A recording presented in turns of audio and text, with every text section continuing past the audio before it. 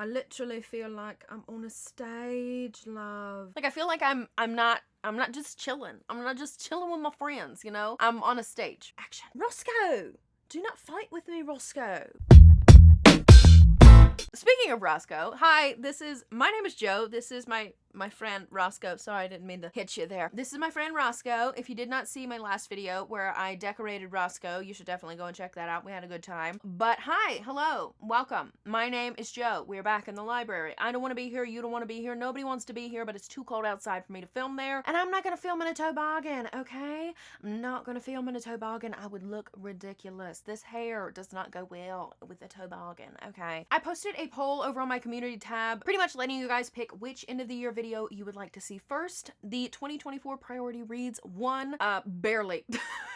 I had to repost the poll, pretty much like begging people to be like, vote, please. End this tie between the worst books of 2023 and my priority 2024 books. So if you are one of the people who voted on the worst books of 2023, that will be going up on Wednesday next week, so stay tuned for that. I'm still gonna be doing that video. It's just gonna be the next video. Okay. Today's video is going to be my top priority reads for 2024. Now, does this mean that these books are the only books that I'm gonna be reading in 2024? No. Does this mean that I'm even gonna read these books in 2024? No. My priority reads for 2024 is just what is the top priority for me at this current moment in time as of December 8th, 2023. Without further ado, let's just get right into it. So the first two that I have are two by the same author, and that is Sword of Kaigen and Blood Over Brighthaven, both by M.L. Wong. These are two indie standalone fantasy books that people have been going goo goo gaga feral over, and I want a slice of that pie. I am one of those people that will just literally feed into the hype. I am the hype eater, okay? I have no idea what these books are about. All I know is that Sword of Kaigen is giving me samurai vibes, and Blood Over Brighthaven sounds like it's got something to do with feminine rage and magic. I don't know, but they both sound fantastic to me, so I'm gonna read them in 2024, baby girl. Okay, the next one that I have on here is the Tommyknockers, and overall, I want to read more by Stephen King. I read Misery in October, absolutely loved it, one of my favorite books of the year. And my mom has been on me for years to read the Tommyknockers.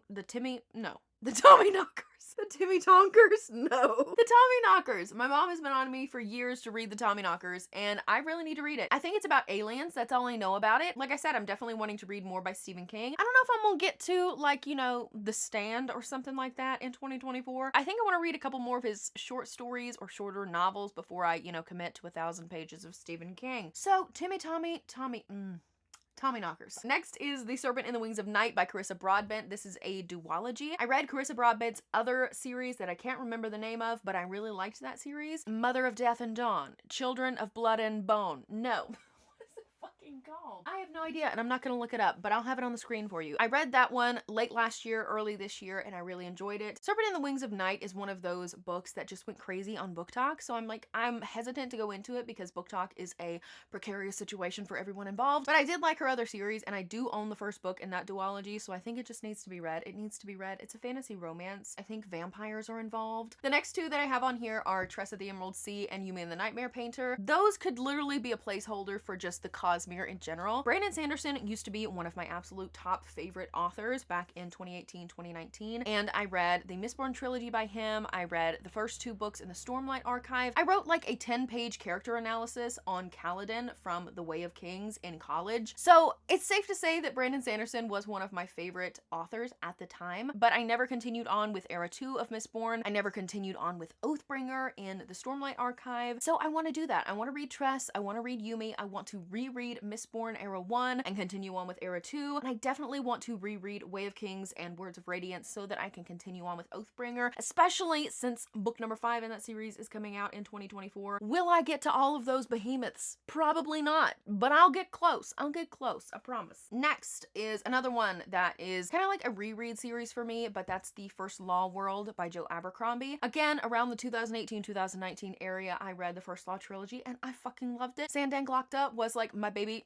I loved him. I loved him so much. So I definitely want to reread the first, you know, trilogy of The First Law and continue on with the standalones and then eventually into The Age of Madness. I definitely want to get the audiobooks for this one because since I've been kind of thinking about going back into The First Law, I've been seeing a lot of people really praising the audiobooks for the series. I'm looking forward to it. It's a very character-driven story. It's not very plot-heavy, but I remember just absolutely falling in love with the characters, so I think it's gonna be a fun time.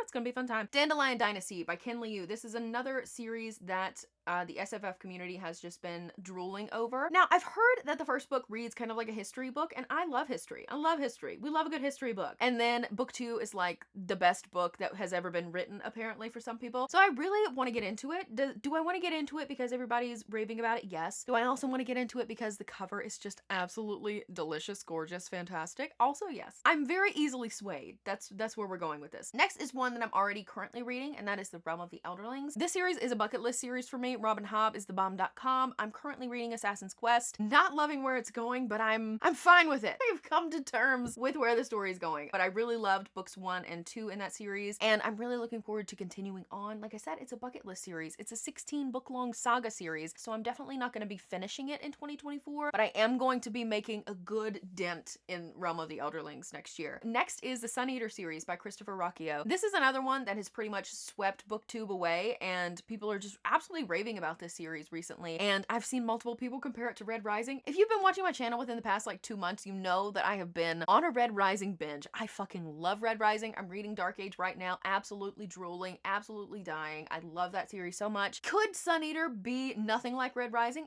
Absolutely, but I'm also feeling like I want some more sci-fi. I almost put the Expanse series by James S.A. Corey, I think that's who it's by. Leviathan Wakes is the first book in that series, but I felt like that was like maybe too much of a commitment, especially with the Cosmere as well as the Realm of the Elderlings on this list. Maybe we'll save the Expanse for 2025, but I am definitely wanting to get into the Sun Eater series by Christopher Rocchio. It just sounds fantastic. This list is apparently just Joe reading everything that everybody else has been raving about forever, because the next series that I have on here is the Greenbone Saga by Fonda Lee. I have Jade City. I've heard that it's like The Godfather mixed with fantasy. Now, have I ever seen The Godfather? No. I have no idea what The Godfather's about. I'm thinking like Mafia. But Jade City, I've seen people absolutely sobbing, crying, dying over books 2 and 3. I'm down with that. I'm down to be a slobby blobby mess. Next is from an author that I already know and love, and that is the Of Blood and Bone trilogy. This is the companion trilogy to The Faithful and the Fallen, and it takes place about 100 years after the events of book 4 in that series. I've been hesitant to get into this one because I know that because it's 100 years afterwards, my babies are probably dead. My babies are probably dead, and I love those characters so much. But I also love the world, and I love John Gwynne, and I trust John Gwynne. John Gwynne is one of those authors that just chews you up, spits you out, and tells you to just fucking figure it out, right? Next is This Could Be Us by Kennedy Ryan. This is book 2 in whatever that series is called. The first one is Before I Let Go. I read that one in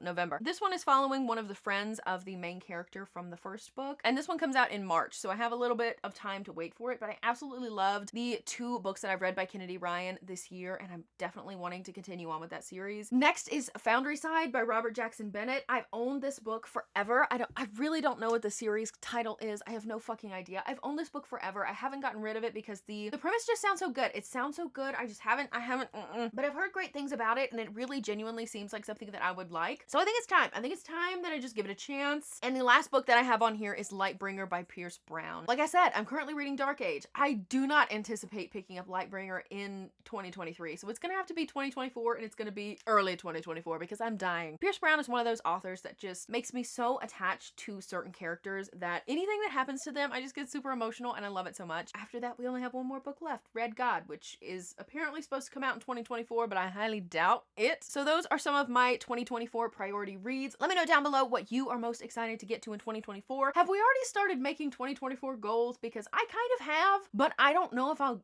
do any of them. They're kind of like things that I would like to do in 2024, but I probably won't commit. But anyways, I hope you guys enjoyed this video. If you did, please make sure to join the NotSoAverageJo army. We are currently lying to over 1,000 people about what we're going to be reading in 2024, honeydew melon. I hope you guys have a fantastic weekend, and I will see you next time.